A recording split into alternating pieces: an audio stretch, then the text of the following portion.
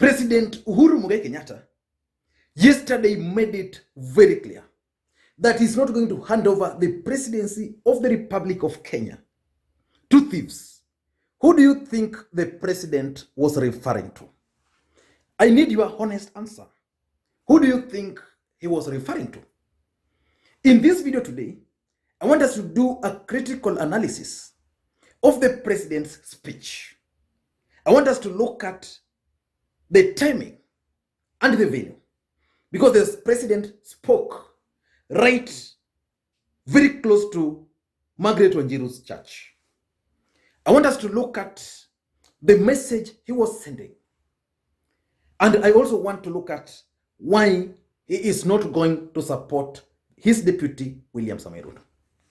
But before we do all those, if you're watching this video for the first time, please take a second or two and click the subscribe button so that next time we produce a video like this, YouTube will automatically notify you.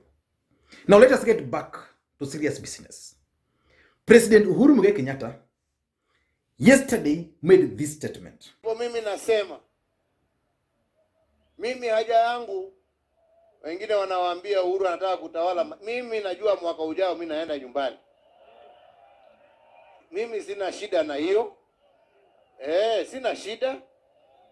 Lakini nia yangu ni kuhakikisha ya kwamba wale ambao wataendelea hawatakuwa watu ya kunyanyasa na kuibia wananchi. Ama ni namna gani wenzangu? Nia yangu ni kuhakikisha ya kwamba wale ambao wataendelea watakuwa na hiyo roho ya kuunganisha Wakenya, sio kuwaganya Wakenya. Namna gani bwana? Kwa hivyo mwambie wale wanazungua wakinitusitusi, mimi sijali. Mimi haja yangu ni wananchi wa Jamhuri ya Kenya, na hawa ndio watakuwa mstari yangu ya mbele kuhakikisha nimewatendea kulingana na zile ahadi niliwapatia. Nyinyi mnataka tupigane jameni? Jameni, tukiwa na BBI ambaye inasema ya kwamba nyinyi watu wa Nairobi mtaongezewa constituencies, na ndiyo kama ni basari, mtoto wa Madhare ambaye leo hii akienda kutafuta basari anapatiwa shilingi 500 basari, huyo mtoto atasoma mpaka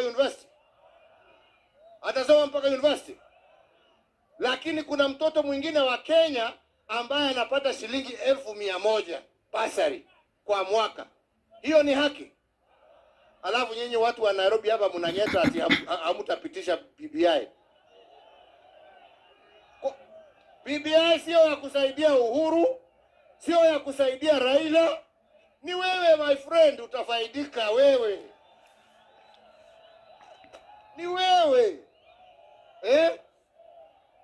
Na imewezekana kwa sababu ya ule umoja tuliweza kupatana wakati tulipata handshake na tukasema sisi haja yetu ni kuongea juu ya maslahi ya wananchi wetu na hatutapigana tena kisiasa. Wacha tukae meza moja tuongee juu ya maslahi na maisha ya wananchi wa Kenya. That statement by President Uhuru Kenyatta, in my considered opinion, is significant politically speaking. Let us begin with the timing and the venue. I don't know where the president was heading to or where he was coming from, but I've been told he was heading to Nyachai's home to send his, or to condole with the family of the late Simeon Nyachai. You normally know that when the president is traveling, the roads are normally cleared. So if the president is leaving point A to point B, that road, a few minutes to his time, is normally cleared. This time round, the road was clear. But when the president arrived at around Jesus is Alive Ministry, the church of Bishop Margaret Wanjiru, his convoy stopped there. And the president made those statements. Why do you think he chose that place? He chose that place for two reasons. Number one, Margaret Wanjiru is currently the points person of William Samoei Ruto in Nairobi. In fact, if a gubernatorial elections were to be conducted in Nairobi, then Margaret Wanjiru is going to be the candidate of William Samoei Ruto. So the president decided to choose her church there and address his deputy right inside there. So that's the first thing. The second thing, why he chose that place, if you've been to Nairobi, I hope you understand where that church is. Next to Akamba and also next to railways. The other side, there's that market. So the president was there. That is the middle of the hustler nation. Wale watu wa mkokoteni wako hapo. Ordinary Kenyans just trying to rush from point A to point B wako hapo. In fact, it's very difficult for just ordinary person comfortably just going to go to those places unless there's something taking you there. So that's where hustlers are. So the president then chose the center of the hustler nation to address the president. Significantly, that was also the first time the president was addressing Kenyans after the Sagana meeting. The president was very clear in Sagana, and he explained to these guys why he's not going to support his deputy. Sagana, he was addressing the Kikuyu nation. So yesterday, the president was not addressing the Kikuyu nation alone. Of course, you'd expect more Kikuyus there because they are normally the businessmen around that place, majority, but that was now the face of Kenya. So it was the first time. So that was also significant. But what message was the president trying to send out? He was sending out 4 messages, and I want to go through them. The first message was about his retirement. The other one was about the Building Bridges Initiative, and the other one was about one man, one vote, targeting the Kikuyu and the residents of Nairobi. And also the other message was about not supporting the deputy president. Let's begin with his retirement. We are going to the polls next year. So if the president was planning to cling to power, then we would not be talking about his retirement. So the president decided to say that he's going to hand over power to someone else, but who is not a thief.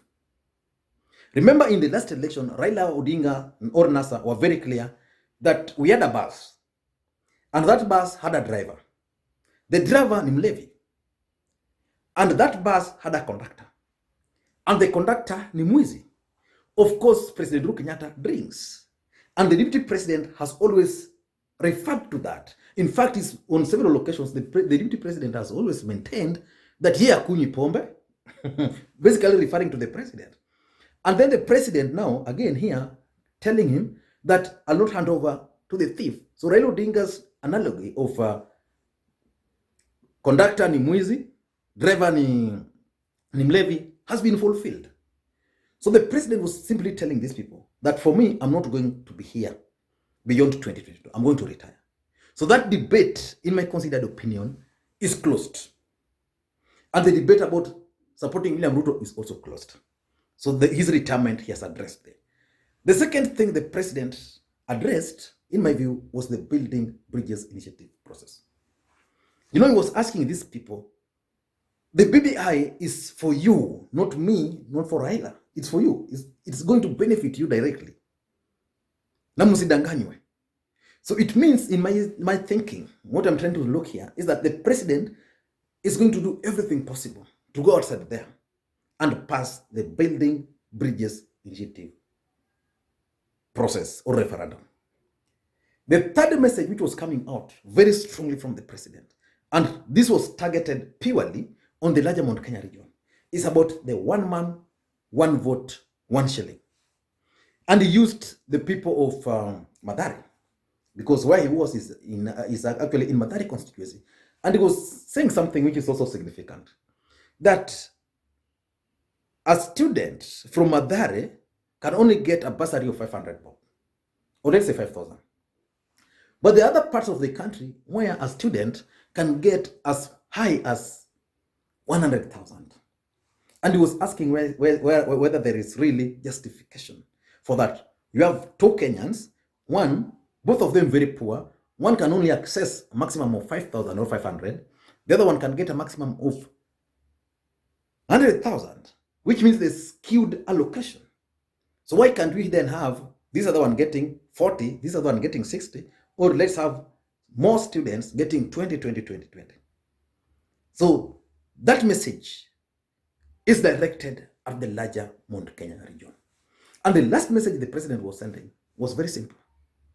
I'm not going to support my deputy in 2022. Why? He gave reasons. The first reason he gave is corruption. I'm not going to hand it over to a thief.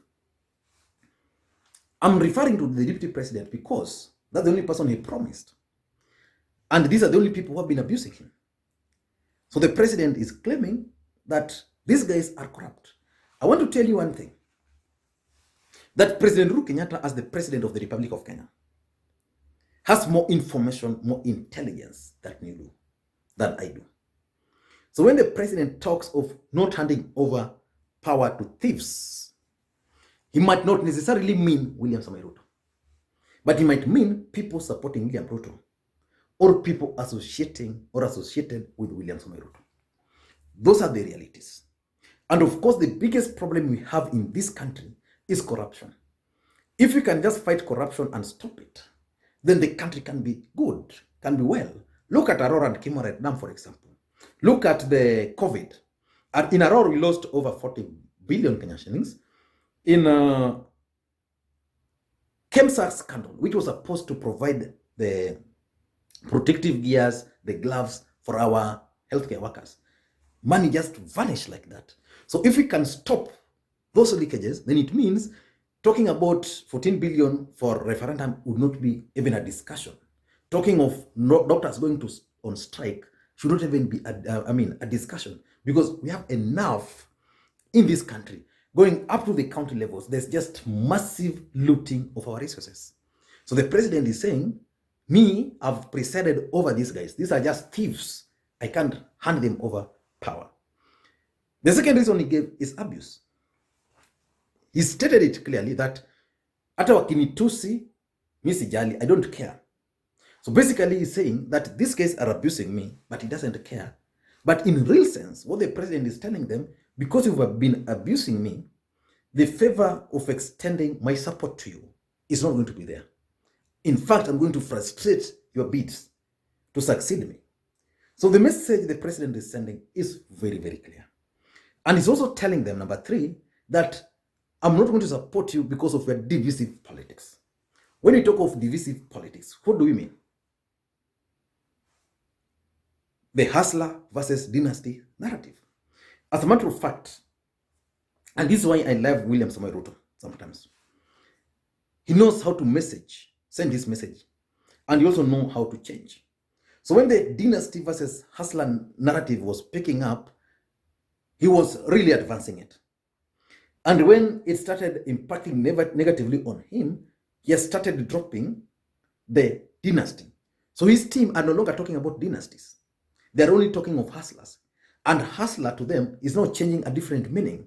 That hustlers only mean that whether you're born from a rich family, but still you have access to every other thing. So they're trying to change the meaning from the original meaning of their narrative, their own narrative, which was the hustler narrative. So the president is telling them, because you've started that dynasty versus hustler narrative, you want to divide the country. And because for me, I entered into the handshake, which you are opposing, to unite the country. Again, you are opposing that. For me, I think you want to divide this country. I'm not going to allow. And lastly, I think the president was also reacting to the parallel parliamentary group meeting, which was held in Karen. Otherwise, if the president was just heading to Nyachai's place, how many times do you think the president always used that road without addressing? And yesterday, there was also the other day, there was a serious meeting at Jubilee Party headquarters. These guys had even convened meetings with the Baringo MCS who were very defiant to Rafael Tuju. So in my considered opinion, the president was actually reacting to a lot of political activities and events which have been happening in this country of late. I don't know what you think. Let me hear your thoughts on this matter. Who do you think the president was referring to as a thief? And if that person was William Samoei Ruto, do you think the president didn't know that Ruto was a thief in 2013? Or do we just conclude that by that time the president had his interest, and because politics is about interest, his interest was to become the president, regardless of who was going to support him? Like, for example, if you want to become a president, then thieves are supporting you. Do you stop them from supporting you? Let me hear your comments on this. Thank you guys, and please may you have a good day.